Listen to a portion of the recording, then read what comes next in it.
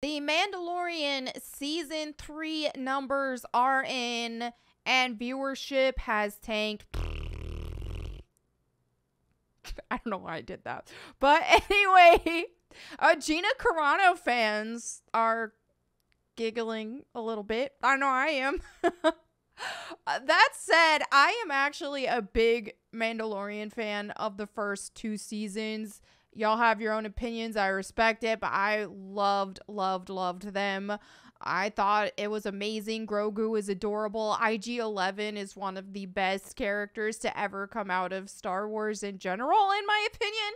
So that is my take on that. I definitely would not want to see The Mandalorian fail or do bad or worse than its previous seasons in general if The Mandalorian were in good hands and if they didn't do absolutely stupid stuff like fire Gina Carano. Don't even get me started on that. But anyway, let's go ahead and dive into the video. This comes to us from Bounding Into Comics. And they said, The Mandalorian Season 3 premiere viewership numbers crater. I kind of suspected this would happen. I think there's multiple reasons, though. While, obviously, people like myself, I refuse to watch it just because, you know, I think Gina Carano is amazing. I think the injustice they did to her by firing her was just awful. So I will not watch and support this season. But I don't think that is the only reason why this is doing bad. I think a lot of people, just for the principle of it all, aren't watching for that reason. But I think, too, the way that season 2 ended was pretty good closure, at least for me. I didn't need to see more. I was like, oh, okay, this felt pretty wrapped up to me. It felt like I could go on with my life. I wasn't, what happens next? You know, oh my gosh, what now? Which, even though that ending with Luke and everything possibly made people want to see more from that end, to me, it was just, I just kind of liked the idea of using your imagination of it all. Okay, well, you know, figuring out what from there connects it to the overarching Star Wars universe in general, blah, blah, blah. Granted, I'm a very casual Star Wars fan, so you're not going to see me getting like to the nitty gritty and super nerdy details about it like I do stuff like Tomb Raider, for example. But anyway, I think that I think season 2 wrapped up just fine, and I don't even think season 3 was needed necessarily. But I digress. Let's continue. Nielsen revealed during the week of The Mandalorian Season 3 premiere, February 27th through March 5th, the show was only viewed 823 million minutes. That was only good for 5th of on the weekly charts, behind Outer Banks, Murdaugh Murders, A Southern Scandal, The Last of Us, and NCIS. Man, The Last of Us seems to be actually doing really well, which is, I think it's severely overrated, but I have videos about that. That's another discussion. But I digress. Like what you like. I'm all about people liking what they like. I ain't here to tell people what to watch. I'm just sharing my opinions. All right, so the show did place 3rd on Nielsen's original streaming chart, behind Outer Banks, which drew over 2.21 billion minutes, and Murdaugh Murders, A Southern Scandal, which garnered over 1.08 billion minutes. The Last of Us, classified as an acquired property by Nielsen, gives its air on HBO and is then streamed on HBO Max. NCIS is also an acquired property, given the show originally airs on CBS and has since been licensed to Netflix and Paramount Plus. The total minutes viewed for The Mandalorian Season 3 declined by 207 million minutes, okay? So let's look at that and just think about, okay, so that's more or less in the quarter range, which is pretty significant to lose like a quarter of your viewer time watched, you know, essentially. That is pretty significant. Nielsen previously reported that when the season 2 premiere released on Disney Plus, the show drew in 1.030 billion minutes, okay?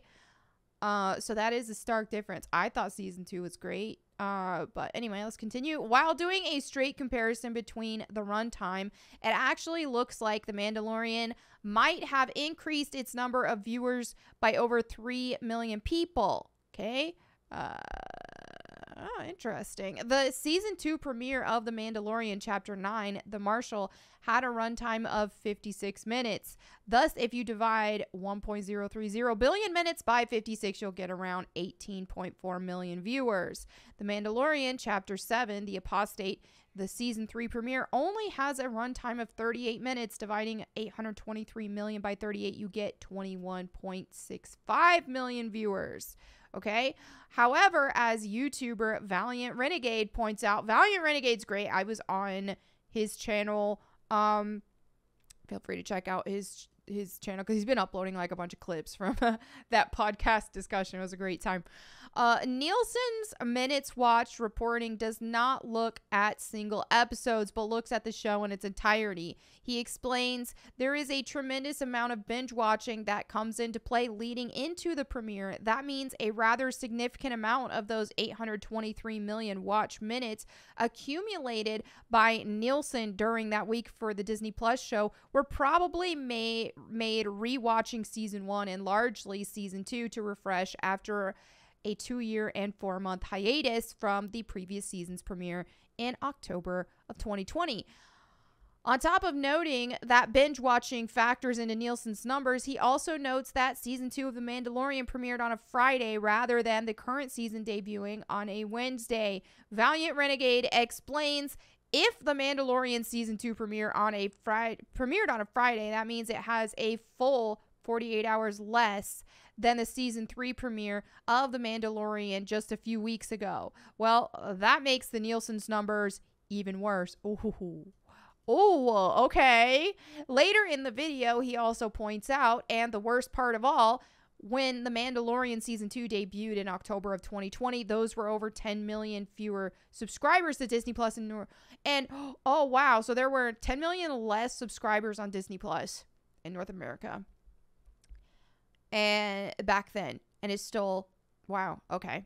And the numbers are still better for season 2 than season 3. That's crazy. All right, the Walt Disney Company ended its fourth quarter of fiscal year 2020 on October 3rd, 2020. In their earnings report for the quarter, they reported that they had a total of 73.7 million subscribers to Disney Plus.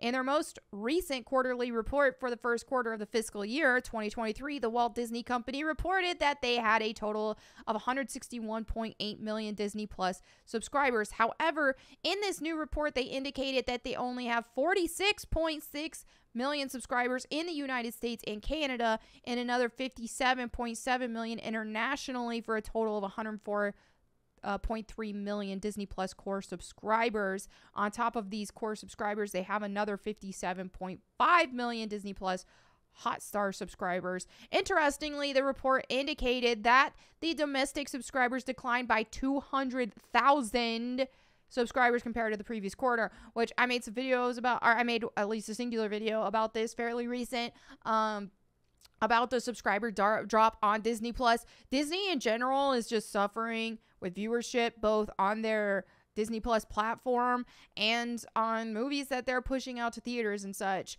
I mean, just look at that one. I don't even know what it was called. The groundbreaking first movie to ever have a gay character in it. I don't know. That Pixar-ish looking thing, and it did terribly. I think part of that was just, there was just no appeal to that at all. It just the story didn't sound good. The characters were all ugly. I just don't even understand what the thought process was behind that, but alas. But either way, what we're seeing is Disney Marvel, Disney in general, they are crapping the bed so bad, and I don't understand the doubling down on stuff. It's like they are releasing this garbage, just woke trash, that has like, driven heavily by the woke agenda and just adding stupid stuff to their stories that nobody wants to see. And we're seeing everything that they touch just not succeed right now, especially comparatively to where they were before. It's progressively getting worse. I think Star Wars fans are just getting sick of things. Also, like I said earlier, a lot of people aren't watching because of what happened to Gina Carano and all that, but obviously I don't think that is the main reason. But there are things like that factor into it. And I think just Disney Marvel, Disney Star Wars, I think they've just really burnt a lot of bridges for fans because fans don't have a lot of hope that things are going to get better. Disney has made it very clear what their agenda is and what they're going for. And they've indicated no desire to change that. Whenever there's pushback from fans, instead of acknowledging that and saying, oh, okay, you know, maybe, I don't even remember that one character's name from freaking Obi-Wan, or from their Obi-Wan show, which I did not even watch, or was that Andor? I don't even remember. But there was that one character that was just supposedly awful, and they called everybody racist who didn't like her, that sort of thing. So their strategies have been attack the fan bases instead of actually give the fan bases what they want. Any ounce of criticism that they have, they're called a racist or a bigot or something of that nature, instead of just saying, oh, well, maybe this season or show or whatever, or movie or whatever it is that the criticism is in regard to, maybe they have a point. Maybe the fans actually have a point. And when you want to make money, you want to make the fans happy. You have properties that you're taking on that already have big fan bases. There's huge Star Wars fan base. And anything from Disney, honestly. The Disney, Star Wars, Disney, Marvel. But instead of actually making the fans happy and making good money in doing so, they're really doubling down on what they're doing that's upsetting the fans. And I don't know, it's an interesting strategy. It's an interesting strategy, and it's helping keep channels like mine alive, so I ain't complaining necessarily, while I would love to see better stuff. But hey, I guess it's just where we're at. All right, so this Nielsen report follows in the wake of a previous report from Samba TV that indicated viewership numbers for The Mandalorian Season 3 premiere in the United States were less than the premiere of Obi-Wan Kenobi and The Book of Boba Fett. On top of these reports, IMDb user reviews were significantly down for the Season 3 premiere compared to the Season 2 premiere. See, I think this is also very telling, is to see the reviews significantly drop as well, because here you have Season 2, look at that, like 8.8, 27,000 reviews, and then you have this episode list, Season 3 Chapter 7, and you got that at like a 7.5, which isn't, you know, abysmal or anything like that, but it's definitely, that's a pretty big sizable drop over a whole point. What do you make of this viewership data from the Nielsen showing? Okay, yeah, so feel free to let me know what you guys think in the comments below. But honestly, I think if Disney wants money, if they want to succeed, they need to start making fans happy, both with Star Wars and with Marvel and whatever else they make. But this does not surprise me at all. I've not been watching, and I'm a big fan of the first 2 seasons of The Mandalorian. But it's not even a matter of me thinking to myself, man, I'd love to watch this, but I'm not going to because of the principle of it all. It's not even that. I actually genuinely have no desire to watch it. Because I don't think it's, knowing what they've been pushing out lately in general and how it's been sucking, I just don't think it's going to be that great. That's just my opinion. I don't think Season 3 is going to be that great. I'm satisfied with how Season 2 ended, so I have no desire to watch Season 3.